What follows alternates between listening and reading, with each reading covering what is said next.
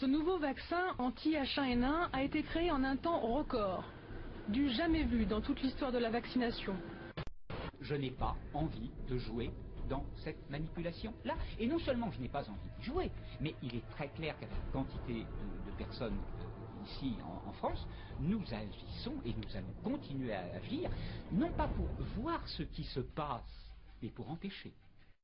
Si on veut une pandémie, il faut obligatoirement une mutation.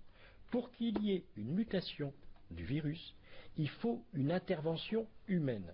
La vaccination contre la pandémie risque, je dis bien risque, il n'y a pas de certitude et je prierai volontiers pour me tromper, mais ça risque, et il y a malheureusement un risque important d'aggravation, de déclenchement de virus beaucoup plus virulents qui puissent entraîner une pandémie.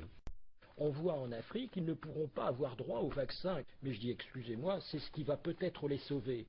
On a découvert quand même que GlaxoSmithKline, pour accélérer le processus de fabrication du vaccin, avait exceptionnellement mis du mercure dans ces vaccins.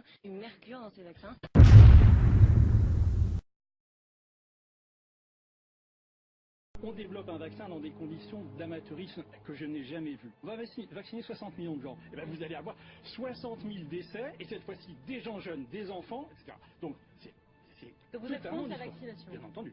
C'est presque grave ce que vous dites, parce que là on est prêt à se faire tous vacciner, et vous vous dites qu'il ne faut pas aller se faire vacciner. Bon, je suis un spécialiste de médicaments et je suis contre les médicaments qui sont mal développés. Je vous dis, ce vaccin-là, c'est pas qu'il est mal développé, il n'est pas développé. Il n'est pas développé.